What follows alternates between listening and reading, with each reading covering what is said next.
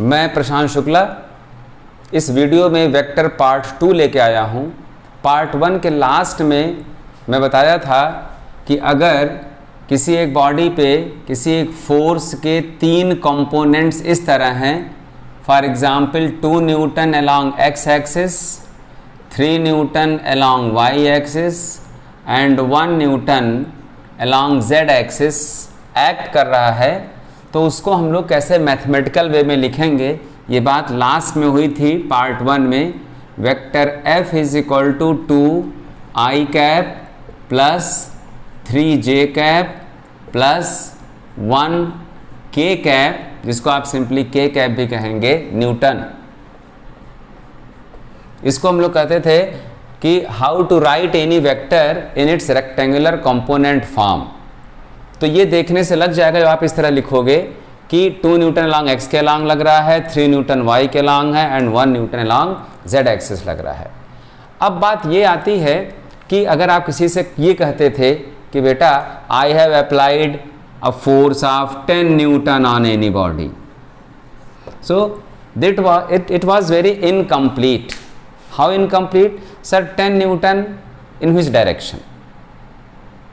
Okay, means it was not exact. It was not exact. But if you are saying that I have applied any body, any force 2i cap, 3j cap plus k cap, then it conveys a lot. How it conveys a lot? Means the force that you have applied, that is more effective along y axis because it has 3 Newton, and the least effective will be along z axis. So it is a better way to write. Now if you ask, sir, what will be if I want to say in one value how much force, then that is magnitude of the force. Then how to find magnitude of the force?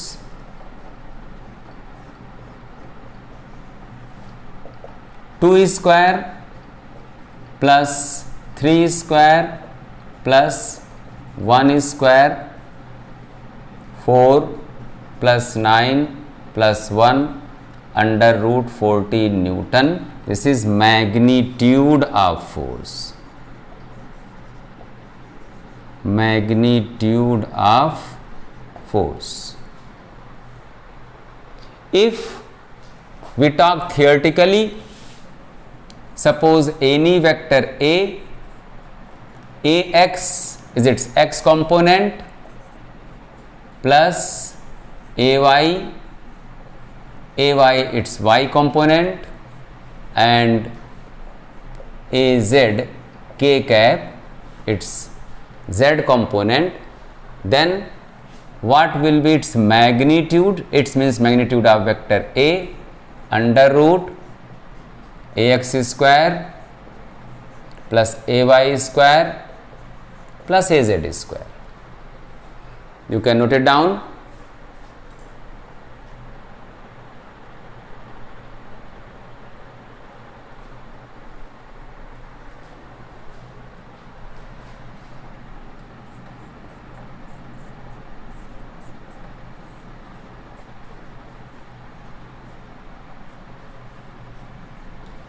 One more example, vector A this much, I cap minus 2j cap plus 3k cap. Due to certain reason I have taken this example. 1 square plus minus 2 square minus 2 plus 3 square, rest you know how to solve it. So magnitude, so rectangular component and its magnitude. So this was about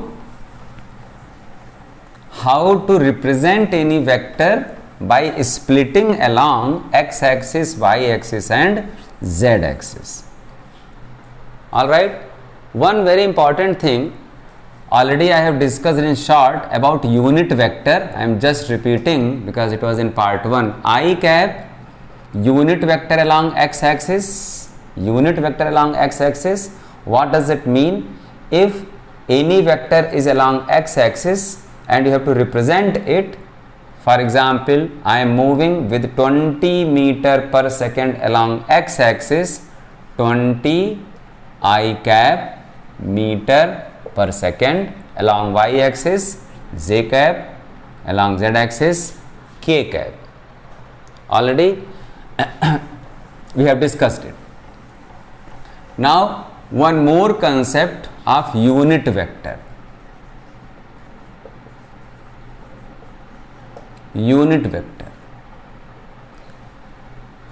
See, suppose you are applying any force 20 Newton eastward.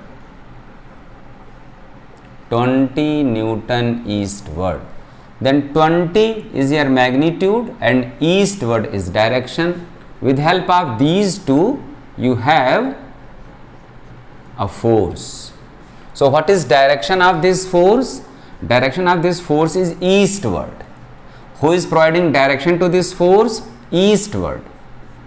Any vector, it is magnitude of the force F, and we know what is the symbol of magnitude, and rest is direction, eastward. So I am going to generalize this eastward. It may be north, any direction, because we know we have infinite direction.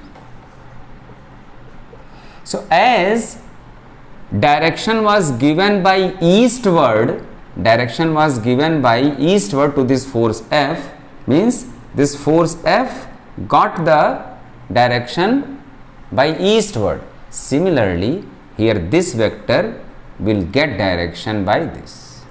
If it is along north, it will be north. X-axis, x-axis. So it is named as unit vector. It is unit vector of A. Okay. B. So this is nothing. This is simply a direction. Okay. So unit vector. This is unit vector of A. Unit vector of. Very simple thing. What actually happens in physics? We have different tough type of symbols. Otherwise, concept is very simple. So what is role of this? It is simply providing direction to this vector. All right. In textbooks directly it is written that unit vector A is ratio of vector and its magnitude. But this one is the more conceptual way to understand. Unit vector, vector and its magnitude. So what is role of unit vector? I am repeating again. What is role of unit vector? It simply provides. So eastward and force, they are in same direction. Na? Now listen, one more thing. Eastward and force are in same direction. They are parallel. They are parallel to each other. Similarly, they will be parallel to each other. Every vector is parallel to its unit vector. Na? Every vector is parallel to its unit vector. You can note it down. In bookish way, it seems to be very difficult. Very simple. Every vector is parallel to its unit vector. With help of one example, we are going to calculate unit vector.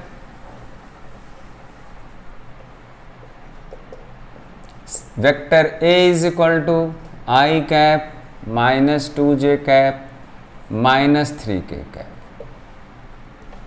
Find a vector that is parallel to vector A, or in another word, find unit vector of vector A. Find unit vector of vector A.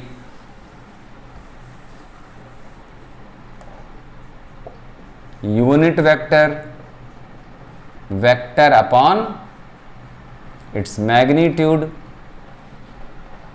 A vector written directly minus 2j cap upon magnitude just we have solved 1 square because here 1 I cap plus minus 2 square plus minus 3 square. I cap, no change in numerator, upon 1 plus 4 plus 9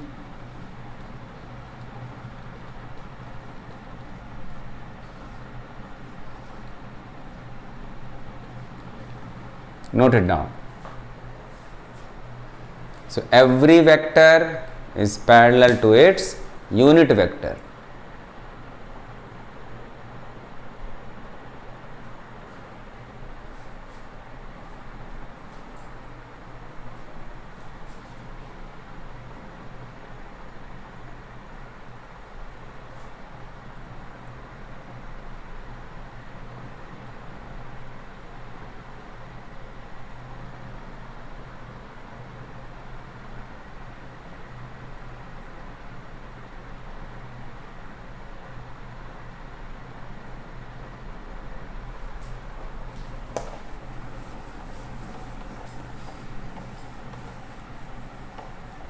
In video 1 we have done addition of two vectors, okay, addition, geometrical addition of 3 vectors, 4 vectors we will do again, means in miscellaneous form, don't worry.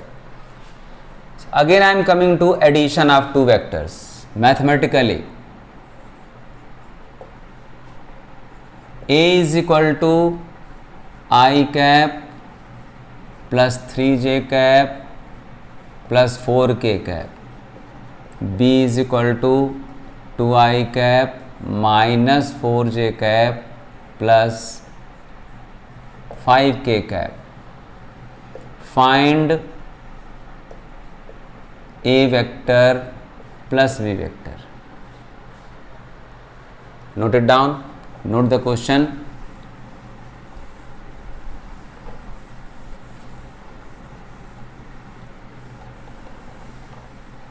See, suppose 3 Newton along x-axis, another 3 Newton along x-axis, then total force will be what? 6 Newton, na? 2 Newton, 3 Newton I cap, better to write 3 I cap Newton, 3 I cap Newton, same thing I am written differently. What will be 6 I cap Newton, na? No problem. Two forces in the same direction, simply they will be added. Simply they will be added. Now come here. Come here. I and I was added here, na? 1 I cap, 2 I cap, 3 I cap minus j cap minus 4 plus 3 plus 9k cap. Find one more practice, magnitude under root 3 square plus, you will solve it,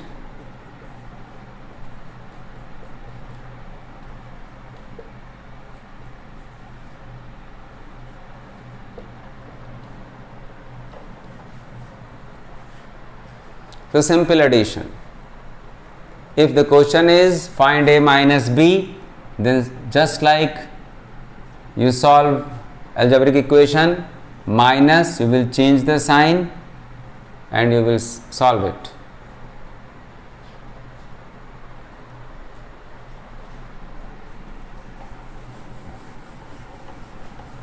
Now I am just coming for a moment how to add vector geometrically. One vector was here, one force you may consider. another was acting in this direction, another force A, force B, they are acting simultaneously. You have to find total, but this time not geometrically. The question is something like that कि 5 Newton and 10 Newton forces are acting on any body making 60 degree with each other. 5 Newton, 7 Newton making 60 degree with each other. Now here one thing that is very important, how to find or how to decide angle between vectors. So it is the best time to discuss, to explain angle between two vectors. Then again I will come to vector addition without geometrical concept. So the main topic is how to add vectors without using geometrical concept. But before that I am coming to find angle between two vectors. These are the two forces acting on this body. These are the two forces acting on any body like this.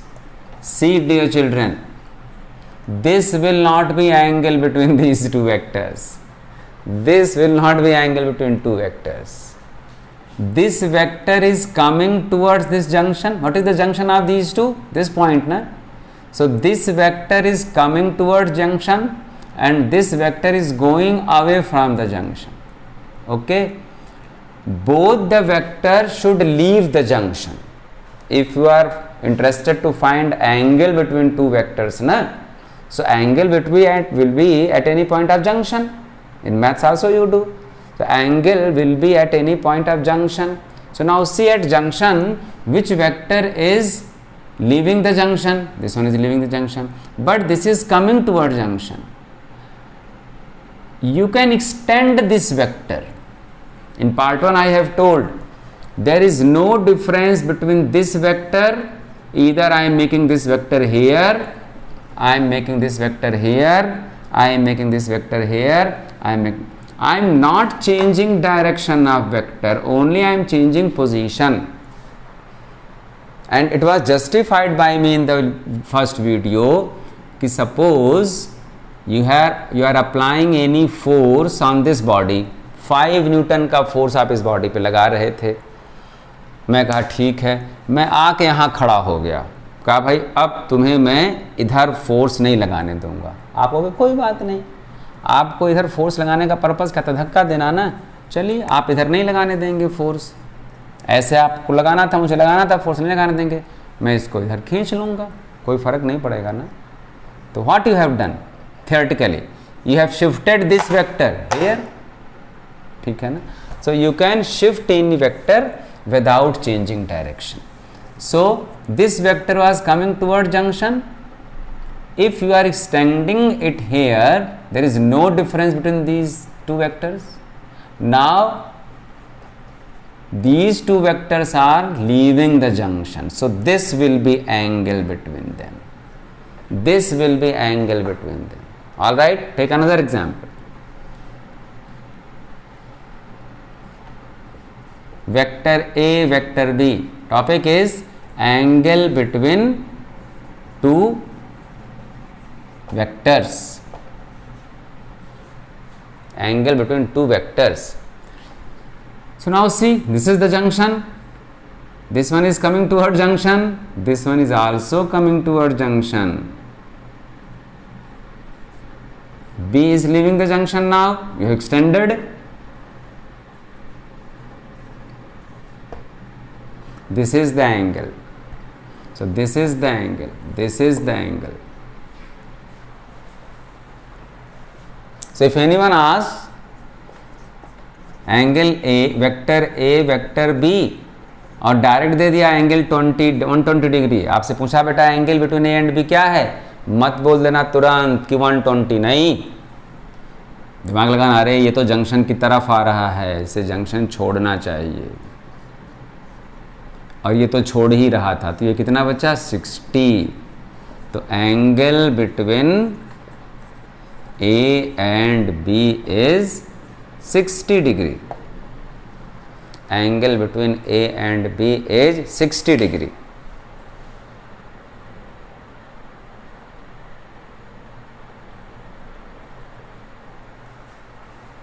Note कर लीजिए।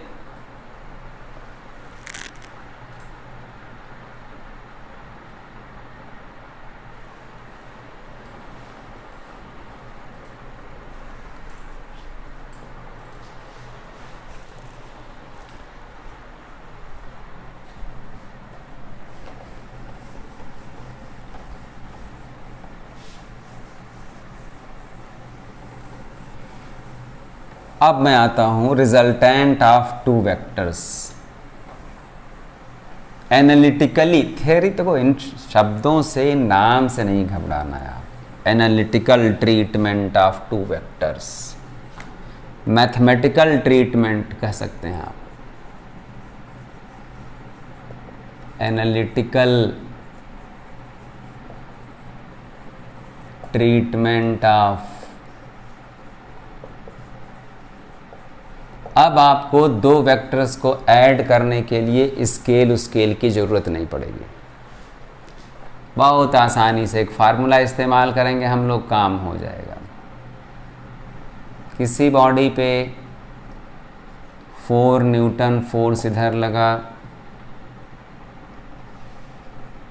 5 Newton force इधर लगा, इनके बीच angle 30 degree. मैं कहा total कितना force लगा, magnitude of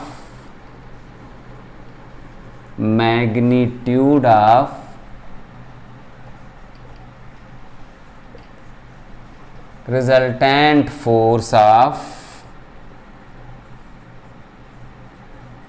above case. मेरी आदत है मैं पहले अरिथमेटिक बताता हूँ, एलजब्रा बाद में बताता हूँ, ज्योमेट्री बाद में बताता हूँ, क्योंकि अरिथमेटिक बच्चों को जल्दी समझ में आती है।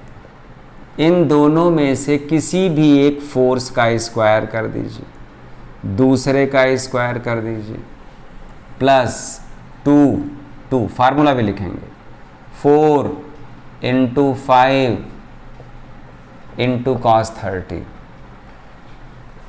ये क्या हो गया, ये दोनों फोर्स अगर इतने एंगल पे एक्ट कर रहे हैं किसी बॉडी पे साइमल्टेनियसली, तो क्या होगा, कितना फोर्स लगेगा।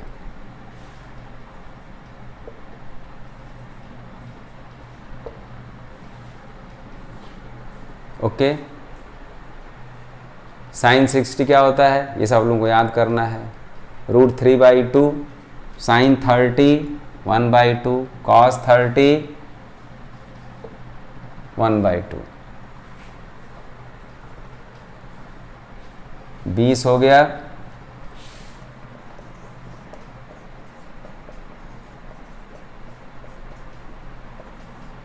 सॉल्व कर लिए, जो भी आ गया आपका।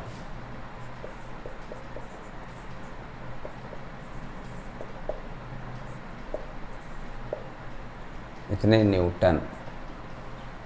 डायरेक्शन अभी हम लोग चर्चा में लाएंगे।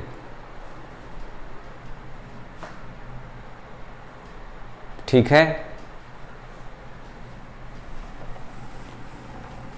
कहने का मतलब ये बेटा कि जब पहले किसी बॉडी पे ये फोर्स लग रहा था, ये फोर्स लग रहा था, यहाँ से इसको मिलाए थे आप, मेजर किए थे, जो लेंथ आई थी, ये सब करने का झंझट ख़त्म। ये एंगल दिया है आपको, तो इनका रिजल्टेंट का मैग्नीट्यूड क्या हो जाएगा, √a² + b² + 2ab cos θ। इस लॉ को कहते हैं parallelogram law of vector addition या triangular law of vector addition, दोनों से ये बात आ जाती है। पैरेललोग्राम लॉ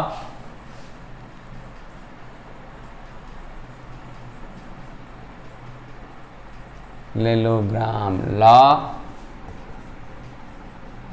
ऑफ वेक्टर, मैं डेरिवेशन कभी कभी बाद में कराता हूँ, पहले फार्मूले को समझा देता हूँ, उसका एप्लीकेशन फिजिक्स में करा देता हूँ। डेरिवेशन तो मैथमेटिकल पार्ट है, वो हो ही जाता है। अभी और इसको अप्लाई करना है मुझे, नोट कर लें आप।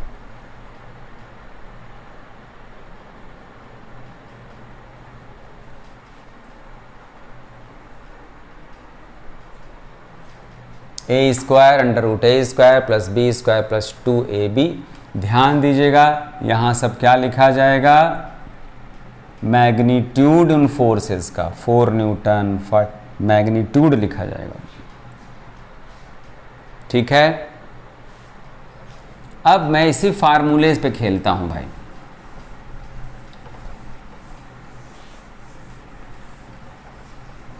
थीटा क्या है,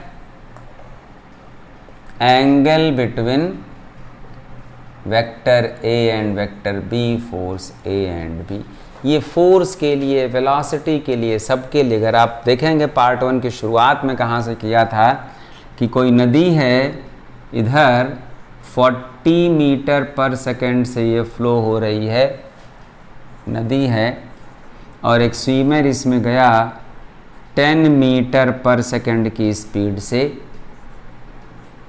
30 डिग्री बना दी। देखो 30 होगा कि नहीं, ये वेलोसिटी इधर जा रही है और ये रिवर की वेलोसिटी इधर है, ये पॉइंट ऑफ जंक्शन यहाँ है।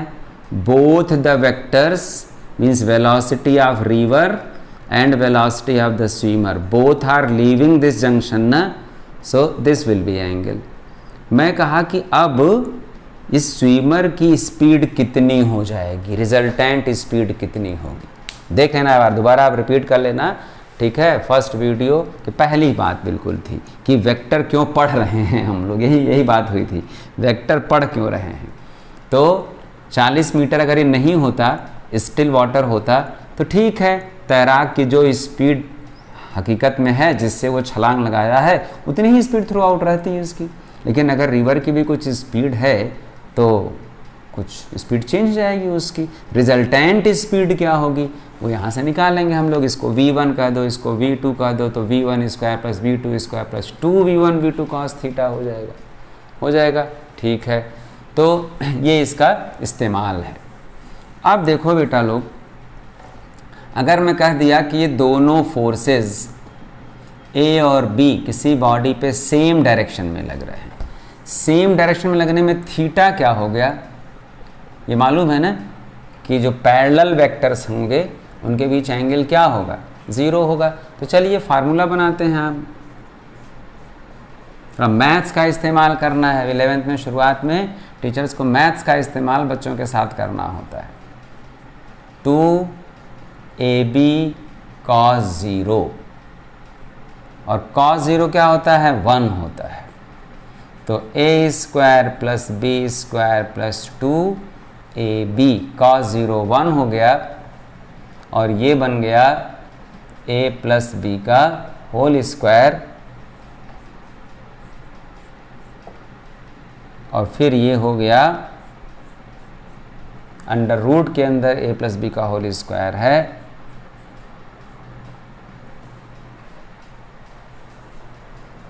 नोट कीजिए। फिर एक बात बताऊं मैं,